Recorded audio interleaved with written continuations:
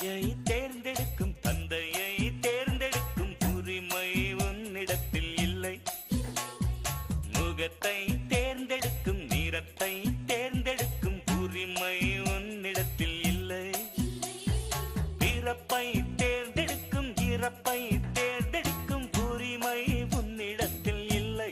இல்லை எண்ணி பார்க்கும் வேளையிலே உன் வாழ்க்கை மட்டும் உந்தன் கையில் உண்டு. அதை வென்று எடு. கிக்கு ஏறுதே, வெக்கம் போனதே, உள்ளுக்குள்ளே ஞானம் ஊறுதே. உண்மையெல்லாம் சொல்ல